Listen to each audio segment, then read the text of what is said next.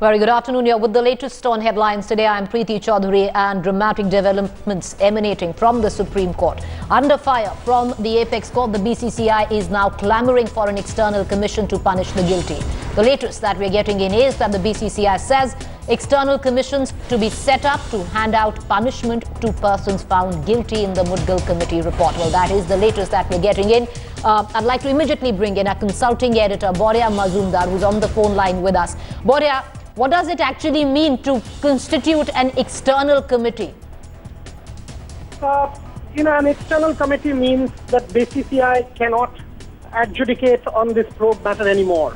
So this is a huge development. From what I understand, obviously we need to know more, but the BCCI has always kept saying that it's an internal matter which will be governed by the board. The board should be allowed to adjudicate on this whole thing and institute punishment or give punishment to the guilty. But in the light of what has happened in the past, the two-member BCCI panel exonerating everybody, giving everybody a clean sheet in 2 hours, clearly the apex court of the land has no faith in the workings or the ability of the BCCI to get to the root of this matter. And who will form the external committee? Who will nominate members to this committee? That's the question. Who will nominate members? Will it be the Supreme Court? Will it be the Mudgal committee? Because if you see, in the past, Preeti, on the 20th of April in the working committee meeting, the BCCI came up with names of external members to constitute this committee, which included Ravi Shastri, who is a member of the BCCI in many ways. He's the coach of the Indian team, currently rather team director, and is very, very closely involved with the IPL, is known to be close to Mr. Srinivasan. The BCCI had recommended such names, Ravi Shastri and Jainarayan Patel, and, names which had serious issues because they were found to be close to Mr. Srinivasan and the ruling group of the board. So will this be an issue? Will the Supreme Court appoint the external committee? Will the Supreme Court ask the Mudgal committee to then subsequently appoint members of this committee? So these are important concerns, but clearly I think the probe is now being taken away or taken out of the hands of the BCCI. So you'd reckon this is, a fig leaf being given by the BCCI to project that they are doing what they can? Obviously, the BCCI is basically trying to show intent here. They will have to. The BCCI is basically saying that, they will take the Mudgal committee as gospel truth. They will obviously not try to scuttle the probe anymore. They will actually appoint members of an external committee or put together members who have nothing to do with the board to give credibility to this probe. So this is definitely an attempt by the BCCI to save face. You've got to say that. But whether or not the Supreme Court buys into that argument, whether or not an order is passed, we've got to wait and see. Because in the past, even when the BCCI said that it will appoint an external committee, that's what I pointed out to you, on April 20th, the members of that external committee included one Ravi Shastri. Now, how can Ravi Shastri be free of conflict of interest when he has several things to do with the BCCI? So there will have to be real, credible people on that panel for that panel to cut any ice with the Supreme Court. Boria, I'd urge you to stay on with us. Lots emanating from the Supreme Court at this juncture. Since the morning, important observations been given out. The latest, which has been quite explosive, has been the name of Indian captain Mahendra Singh Dhoni, which has come out, whom it says the apex court is also involved in a case of conflict of interest. The court said Dhoni holds an important position in India Cements and also in the captain of the IPL franchise Chennai Super Kings. Questions were raised by the apex court as why Dhoni holds dual positions. It is a clear case of conflict. Supreme Court earlier questioned President in exile N. Srinivasan for the same issue, who headed the BCCI as well as owned the Chennai Super Kings. Chennai Super Kings' fate hangs in the balance as the key figures such as Dhoni, Srinivas, Mayappan are all under the scanner. Once again, I'd like to cut across to Boria Mazumdar. He's on the phone line with us. Boria, for the first time, names of players coming out, which prompts me to ask you the two questions here. Number one, the Supreme Court till now had not given out names of players, especially the contentions mentioned in terms of player number 2, player number 3. What happens now? Are we going to look at more names coming out through the course of this hearing? Number 2, the question I want to ask you, Boria, is what is the difference now between, say, Chennai Super Kings and Rajasthan Royals? Shouldn't they be, put together under the same lens? I think your question number 2 is so spot on that, you've taken the words out of my mouth. It cannot be Chennai Super Kings. It has to be Chennai Super Kings and Rajasthan Royals. If Gurunath Mayappan is pulled up for betting, and if Chennai Super Kings suffers, so should Rajasthan Royals. What happens to Grand IPL? Grand IPL takes a serious beating, because if these teams are suspended, 6-team IPL in 2015, can that survive? We don't know. Coming to your first question, I mean, these names have come up even when the Supreme Court has not revealed names in, that sealed envelope. The 13 names that are there, of which 4 are officials we now know, the 9 who are players have not yet been revealed. Despite that, Mahendra Singh Dhoni's name has come up for conflict of interest. Now, is number 2, number 3 going to come out? Perhaps yes, because if there are players who are guilty, how will you or why will you continue to shield them? Preeti, is a question that will definitely be mentioned in the Supreme Court by the petitioner's lawyers, Harish Salve and Nalini Chidambaram. For me, there are 3 standout features from today's observations. 1, hold fresh elections, keep Srinivasan away. That, for me, is the standout observation as far as I'm concerned in today's hearing. Does that mean that finally Mr. Srinivasan's iron grip on the BCCI is starting to weaken? Question number 2, what will happen to the political head honchos who have so far kept silent? Will they now wake up from their slumber, see the writing on the wall, and decide to dump Mr. Srinivasan? Observation number 2, which is of serious importance to me, why have you not held elections? Let a fresh election be held and let a fresh board probe these charges, meaning that Sundar Raman too can be history. His position as IPL CEO seriously comes under the scanner. Also, is the BCCI now being questioned by the Supreme Court for not holding elections? So Shivlal Yadav, Rajiv Shukla, all of these people who are in positions of power at this point in time are being questioned by the Supreme Court indirectly for not holding elections, and the emergent working committee which backed Mr. Srinivasan is also being pulled up for actions they have taken. And finally, the point that you've mentioned about Mahendra Singh Dhoni, conflict of interest. There are so many layers of conflict of interest. Captain of India, captain of CSK, vice president of India Super Kings. He also plays for India Cement, by the way. Mahendra Singh Dhoni plays corporate cricket for India Cement. So there are multiple layers of conflict of interest, and he owns stake in a sports management company which then manages players who are part of India Cement and Chennai Super Kings and Team India. So Mahendra Singh Dhoni is mired in these different layers of conflict of interest. Now maybe these questions will also be asked by the Supreme Court. This is the opening of the Pandora's box, as far as I'm concerned. Borya, we are not here to define moral reference points for anyone, but if we are going to ask for probity in public life of our politicians, now these are names which come from a sport where people worship as a cult. Now, don't you reckon it's time these people, these faces start answering questions that they have been avoiding for years now?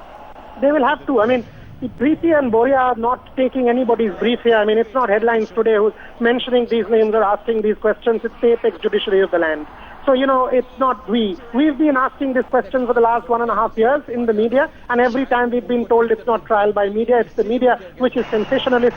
Public opinion doesn't matter. It's the 30 members of the BCCI which form a crony club. Each one pats, it's sort of you pat my back, I pat yours.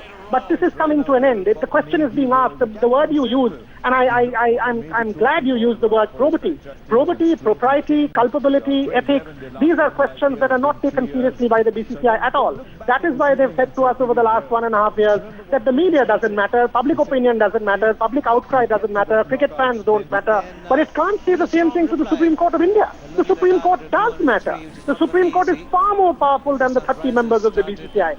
There the question of probity becomes significant, because it's the Supreme Court that's telling you on your face that you've killed the game of cricket. You are sitting over the liquidation of the game of cricket. You're destroying the edifice of this gentlemanly game. Now the BCCI will have to act, because I don't think there is any room left for maneuver anymore.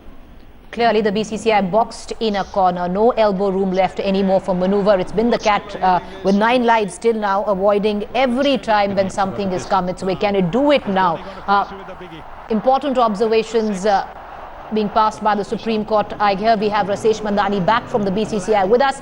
Rasesh, take us through the latest. The BCCI clearly in damage control mode at this point of time, clamoring for an external commission to punish the guilty. That is what is coming in from the BCCI, trying to save face in the ongoing bombardment of scathing observations by the apex court. That's right. I think effectively Supreme Court's taken it away from the BCCI. All of this does point to about a lack of faith that the Supreme Court has in the current BCCI dispensation as well. Lack of faith in N. Srinivasan as well. When the Supreme Court asked the BCCI why Srinivasan should be allowed to contest the next elections, and that if the AGM is held on schedule, it can be held, but without Mr. N. Srinivasan, who's under probe.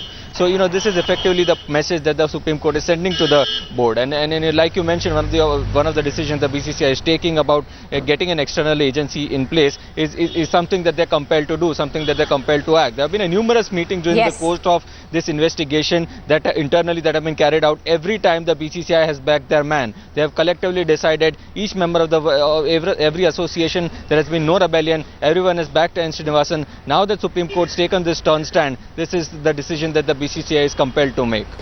Stay on with us, Rasesh. What happens to the AGM now, which kept getting postponed? We're going to come back to that question, but I want to immediately, right now, cut across to Ashish Meherushi, my colleague who's been inside the Supreme Court, getting us up to speed with the latest observations. He's joining me on the phone line right now. Ashish, can you take us through with what you're witnessing? What's the latest? Well, if you see, the major the highlights that have been, because Harish Salve was representing the petitioner as well as Nalini Chidambaram, and on the other hand we had Kapil Sibal as well as Sundaram and Mahesh Jethmalani. But the ultimate observation of the court was that if the ultimate controller of the company, that is the India Cements, and the board is controlled by the members of Srinivasan's family, including his daughter. So they said that if we presume that Mayappan, is indirectly controlling the team. So certainly, as of today, whatever the observations of the court was, it ultimately leads you to the same aspect where we were talking about conflict of interest. Now here, what he said, since the court has just got up for lunch, they said that, we have to find out whether, Mayappan was actually involved, and what is the, was he the team owner, who was the real team owner, and how was, how Srinivasan ignored it. The biggest aspect was, Preeti, what he said was that, the duty of Mr. Srinivasan was to keep the game clean. If his son-in-law was involved, it is his duty bound to get, to find out on how he was involved into betting, and he cannot escape the responsibility. So certainly there is a conflict of interest aspect, and then whether Mayappan was, directly or indirectly holding equity, or whether he was holding the ownership of the company. These things, are being debated upon inside the court. The other aspect that is, what the court was saying was that, why, the BCCI has been replaced. The BCCI investigation panel was replaced by the panel. And they said that, as of now, if it has been replaced, let the Mudgal committee also decide on the quantum of punishment. So these things are still being debated upon as of now, and the court after lunch is going to continue on the hearing. All right, stay on with us, Ashish. Ashish, they're getting us up to speed with the latest developments that are taking place. What we do know is that there has been a break for lunch, and the hearing will resume after lunch, and we'll keep getting our viewers the latest from that. Ashish Meherushi reporting inside the court, Jugal Purohit getting us the very latest from outside with all the developments taking place, reporting them live. We also have Rasesh Mandani, who's joining me right now outside the BCCI, which prompts me to ask you, Rasesh, at this point of time, the AGM, which has kept getting postponed from one date to the other in light of the observation, and the one I want to pull out is where the court has strictly said, why isn't the BCCI holding fresh elections? The new board needs to be formed, needs to investigate the matter, and importantly, the operative line being Srinivasan and others to be kept away from that. That's right. It's not a line that the BCCI may like, but as I said, gradually the stance that Supreme Court has taken through the day, that is the message they're sending across. They may take that option away from the BCCI. The BCCI having to opt as far as the implementation of the Mudgal Committee report is concerned by presenting a proposal that an external agency decide on the quantum of punishment that be taken forward. And also, if the Supreme Court continues to take this line with them, are raising a question with the BCCI that you can hold the AGM without Srinivasan. If that is the position Supreme Court maintains, then that's the line the BCCI may have to take as well. I've been talking to sources within the BCCI, and there is the last ditch formula that they have kept. In the worst case scenario, if Srinivasan is not allowed to contest, then there could still be a plan that they have, reserve plan in place, wherein someone from the same group is appointed as a consensus candidate as one of the candidates who would run for elections in basically the AGM. A proxy for Mr. All of this does. Absolutely, but I think what all of this does is then make leave BCCI prone to a rebellion as well. Remember, there are a number of fence sitters within the BCCI, a lot of them who got issues with Srinivasan but have stayed quiet during the course of the meetings, and their position always has been, we do not have the numbers, so we don't want to speak out because the current BCCI dispensation is vindictive.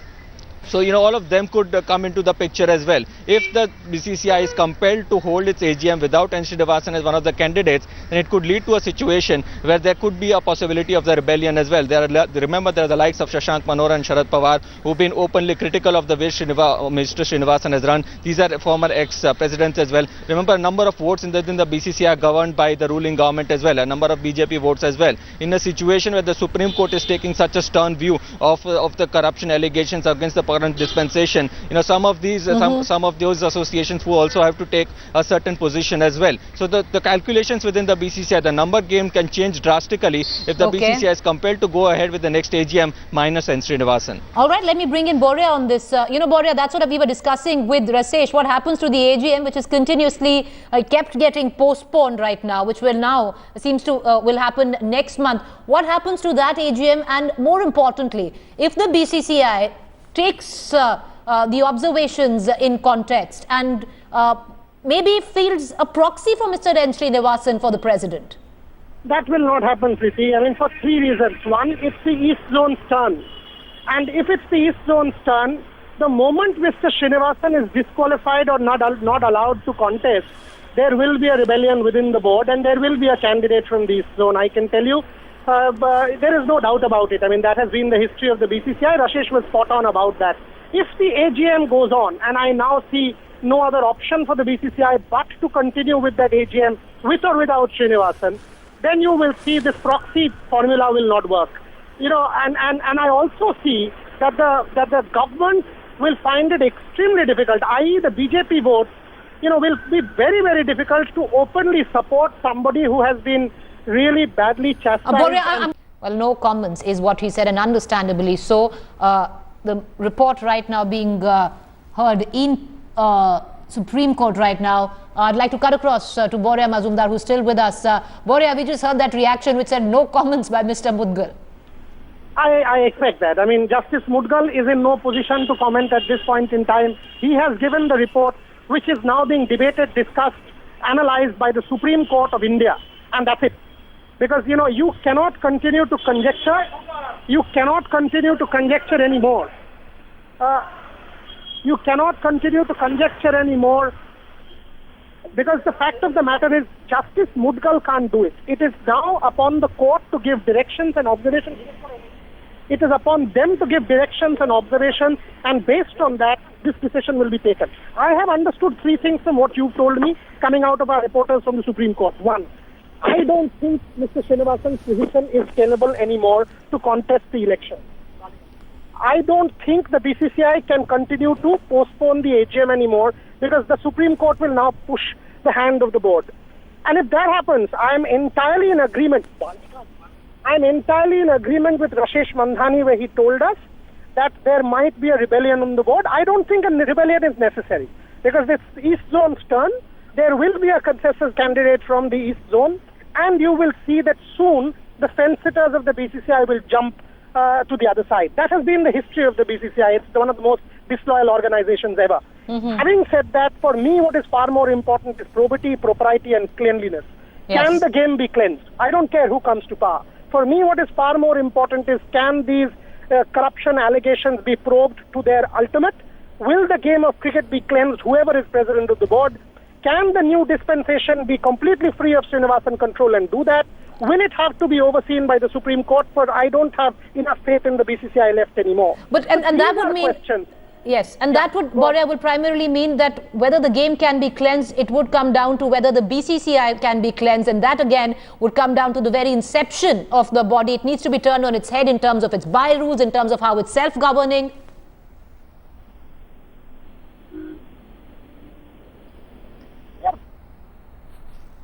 All right, we're going to cut across to Boria in just a short while, but let me cut across to Ashish Mehrishi with the very latest. He's been inside the Supreme Court reporting on the latest developments. What we can confirm right now, the court has taken a break for lunch. The hearing will resume post-lunch. Ashish, Take us through the important developments that have taken place through the course of the day and scathing observations coming in from the Supreme Court.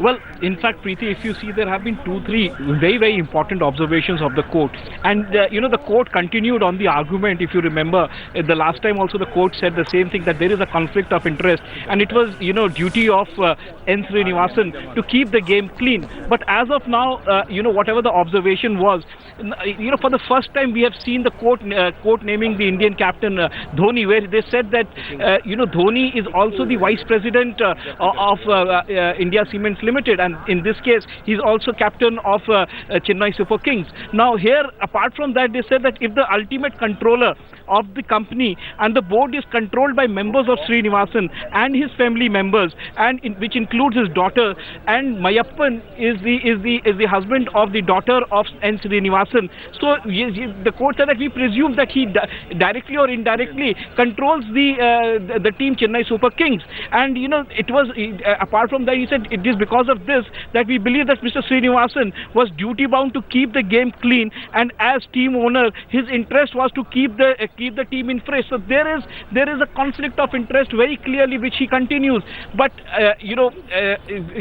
is in the court, Harish Salve said that because of all this, because of the conflict of interest, because of his statements that he was only a cricket enthusiast, Mayappan was only a cricket enthusiast and had got nothing to do as far as ownership goes, or he had got no relationship with Chennai Super Kings, and then the Chennai Super Kings should not be disqualified. Harish Salve said that because of all these evidence that they have, because even Nalini Chidambaram also gave evidence on how he was given the badge of an owner, he was accredited by IPL as an owner of the team, he was participating in the bids as well. So all these documentary evidence have been submitted by the petitioners council to the court, and with all this Harish Salve said that he actually there should be a ban on Chennai Super King as well as N. Srinivasan, depending on the findings, or how long the ban should be, what should be the quantum of punishment. All this needs to be debated upon. But ultimately the court said that is it the correct forum or not, whether this forum will decide the penalty and the penalty on Srinivasan or not, that is going to be debated post lunch. All right, we're going to come right back to you, Ashish. Appreciate you joining us. Ashish Merushi, Rasesh Mandani outside the BCCI, Jugal Purohit and Boria Mazumdar, consulting editor. Gentlemen, coming right back to this developing story. Scathing observations coming in from the Supreme Court. Whether they will translate into scathing orders, well, that will depend on the evidence at hand. But we will keep getting our viewers the very latest emanating from the Supreme Court and perspective on that.